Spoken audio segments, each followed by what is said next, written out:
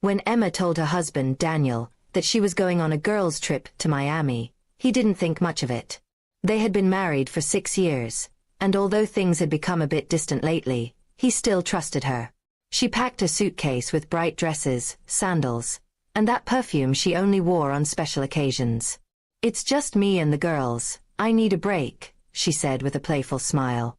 Daniel nodded, kissed her goodbye, and told her to enjoy herself. But a small knot of doubt formed in his stomach that night as she left. The first 2 days were quiet. Emma sent a few pictures: beach sunsets, brunches, and shopping sprees. Still, something about them seemed off. The backgrounds were different in every photo, but none of her friends appeared in them. When Daniel asked to see a group picture, she said her friends didn't like taking photos. That was strange. Her best friend, Chloe, was always the first to post selfies online. By the 4th day, Emma's messages became shorter, sometimes hours apart. She claimed her phone battery was dying or she was out exploring. Daniel wanted to believe her, but curiosity started gnawing at him. On a hunch, he texted Chloe, casually asking how their trip was going. The reply came fast and cold. "What trip?" Daniel's heart dropped. He didn't respond right away. He took a deep breath and asked Chloe to clarify. She said she hadn't spoken to Emma in weeks and had no idea she was traveling. Daniel felt his chest tighten. His mind ran wild with possibilities. Was Emma lying to him?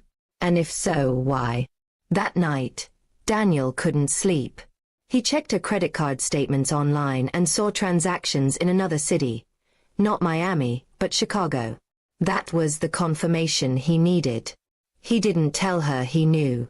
Instead, he decided to wait. When Emma texted, "Be home Sunday night," he simply replied, "Can't wait to see you."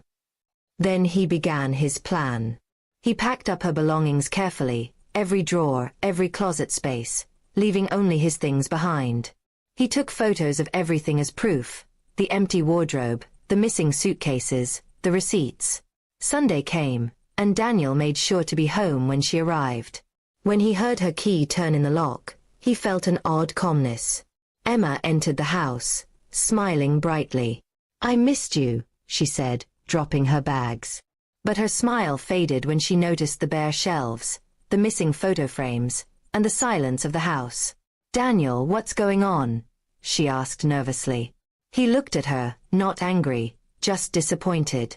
"How was Chicago?" he asked quietly. Her face went pale. What are you talking about?" she stammered. He showed her the receipts and the messages with Chloe. "You said you were on a girls' trip, but none of your friends knew anything about it." For a moment, she tried to deny it. Then tears welled up in her eyes. "I just needed space," she whispered. "I went to see someone I met online. I didn't mean to hurt you." Daniel felt the air leave his lungs. He wanted to shout, but the hurt had already numbed him. "You didn't just hurt me," he said. "You ended us." She begged him to forgive her, promising it was a mistake and that nothing serious happened. But Daniel had already made up his mind. He handed her an envelope, divorce papers he had prepared while she was away. "You'll find your things at your sister's house," he said. "I hope you find whatever it was you were looking for." Emma stood frozen, tears streaming down her face as Daniel walked out. She looked around the empty home that once held laughter, memories, and love. Now, it was just walls echoing her regret. She realized the weight of her choices too late, that her lies had cost her everything. Over the next few days, she called and texted him, but he never responded. He had blocked her number and moved to a new apartment across town.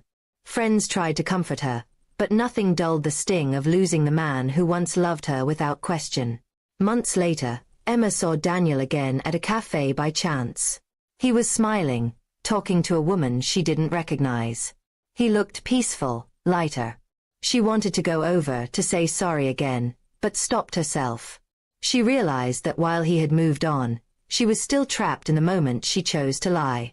That girl's trip had cost her not only her marriage but also the man who had believed in her when no one else did.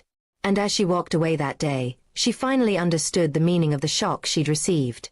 The painful realization that trust, once broken, can never truly be rebuilt.